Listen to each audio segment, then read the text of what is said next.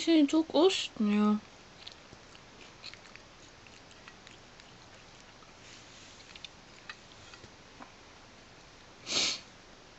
Skal du ha sånn her? Liker du ost, Lingsi?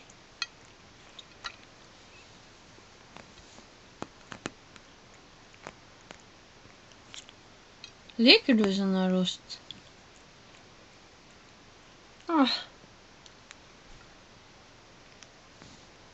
Det hadde jeg ikke trodd at du likte sånn her. Stekt ost.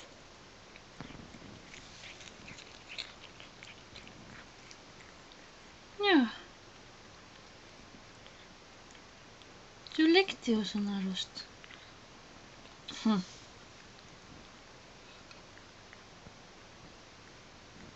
Da så.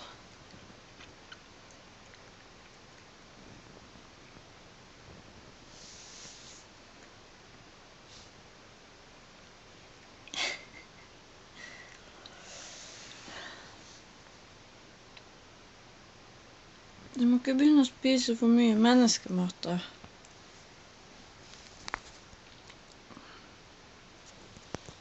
Ikke sånn, Lingsi. Du må ikke spise bare menneskemat. Du får det bare noen ganger.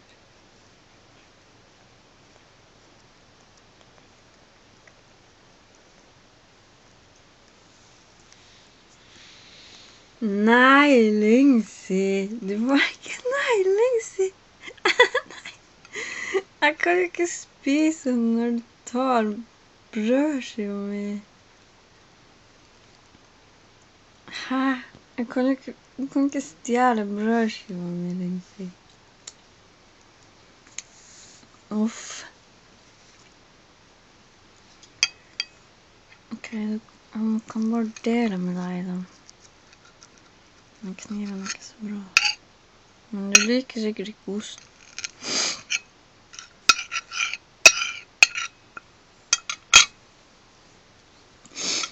Nei, men du liker sikkert ikke tomat og sånn der. Gjør du vel?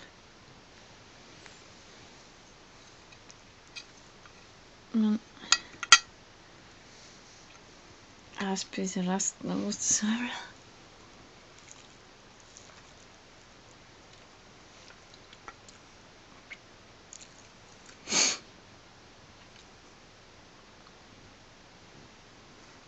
Du får ikke min mat.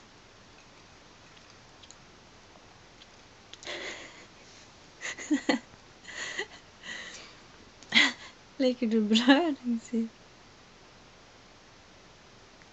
Skal du ha brød? Nei. Seriøst? Liker du virkelig brød? Nei, det kan jeg ikke tro.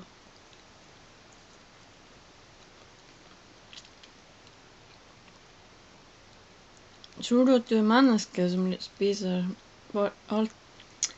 Hæ? Lingsi, seriøst? Du kan ikke spise brød. Lingsi, du er ikke menneske. Du kan ikke spise brød. Herregud.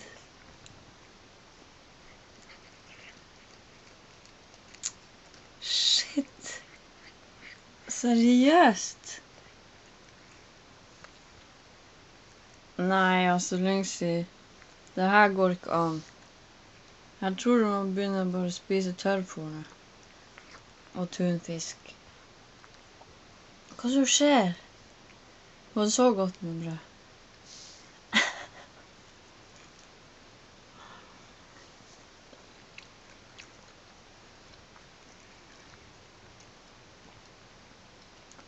Shit, Lingsi.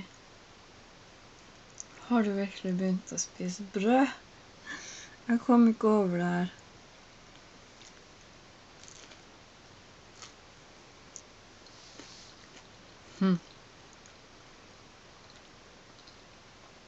Det var jo hjemmebakt, så.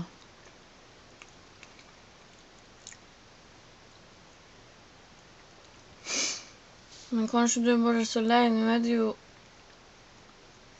kanskje 2 uker siden du fikk tunfisk sist.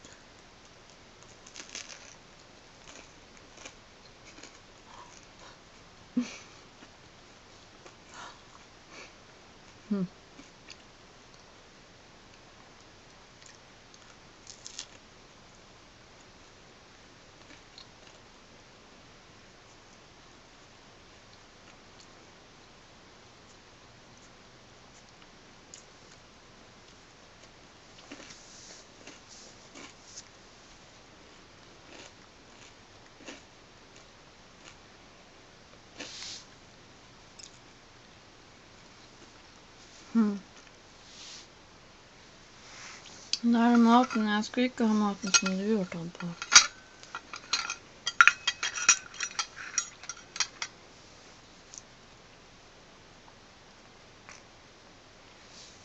Lingsi, seriøst. Var det virkelig så godt med brød og ost?